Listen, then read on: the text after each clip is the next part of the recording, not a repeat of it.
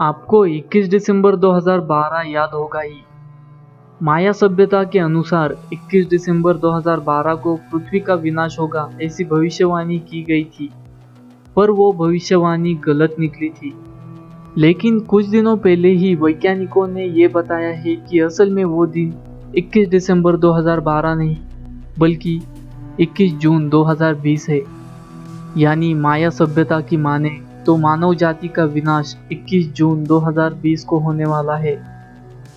आज के वीडियो में हम देखने वाले हैं कि आखिर माया सभ्यता को वैज्ञानिक इतना क्यों मानते हैं और मायन कैलेंडर क्या होता है। वैज्ञानिकों ने ऐसा क्या पता लगाया जिससे पृथ्वी का विनाश होने वाली भविष्यवाणी 2012 में नहीं लेकिन 2020 में सच हो सकती है। और आखिर में हम देखेंगे इस भविष्यवाणी में कितनी सच्चाई है। टेक टू गैलेक्सी चैनल में आपका स्वागत है। तो चलिए शुरू करते हैं आज का वीडियो। पहले देख लेते हैं मायंस कौन थे। माया सभ्यता की शुरुआत लगभग 1800 ईसा पूर्व में आज के मेक्सिको और सेंट्रल अमेरिका प्रांत में हुई थी। माया सभ्यता दुनिया की सबसे विकसित सभ्यताओं में से एक थी।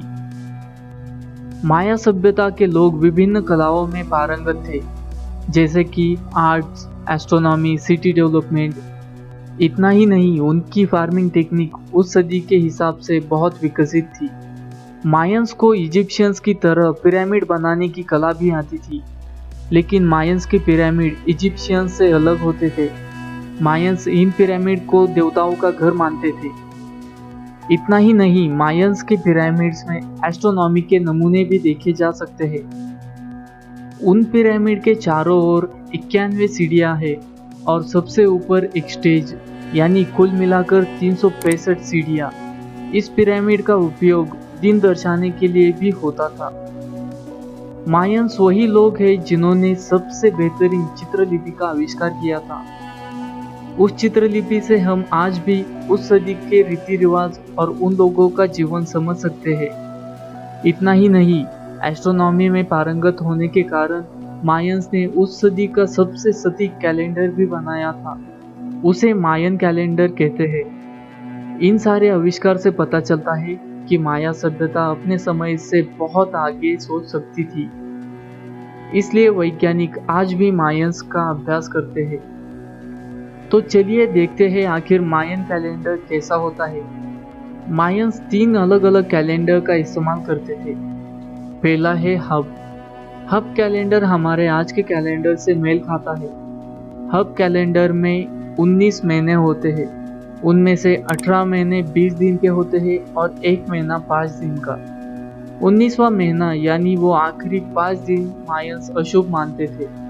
कुल मिलाकर 365 दिन का ये कैलेंडर होता था। ये कैलेंडर माया सभ्यता में सबसे ज़्यादा इस्तेमाल किया जाता था। इस कैलेंडर का उपयोग लोग काम और तारीख नापने के लिए करते थे। दूसरा है ज़ोल्किन।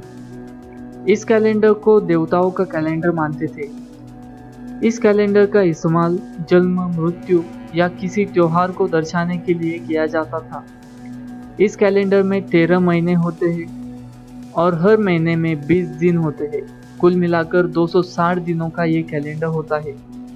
और तीसरा कैलेंडर होता है लॉन्ग काउंट। जैसा कि हमने देखा, हब और ज़ोल्किन दिन नापने के लिए इस्तेमाल किए जाते थे। उनसे अलग लॉन्ग काउंट लंबी समय को काउंट करने के लिए इस्तेमाल किया जाता था। यह काफ़ी महत्वपूर्ण कैलेंडर है।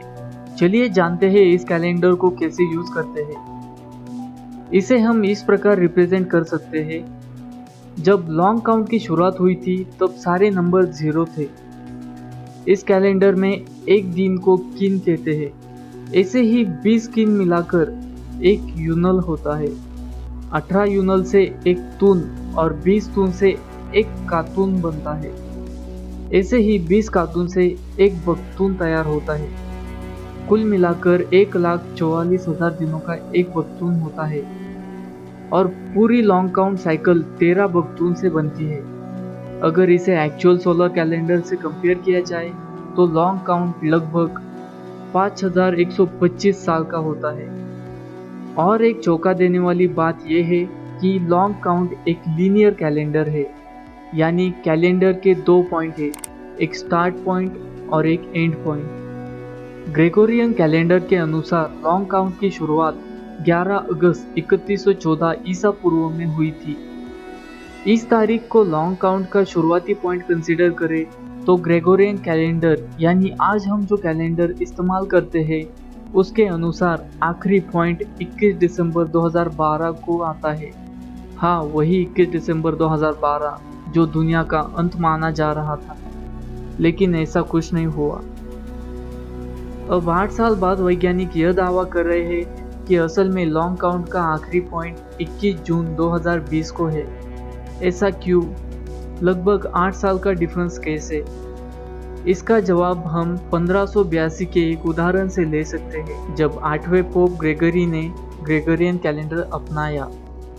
सन 1582 से पहले लोग जूलियन कैलेंडर यूज करते थे, लेकिन उसमें कुछ कमियां होने के कारण उसे इस्तेमाल करना छोड़ दिया गया।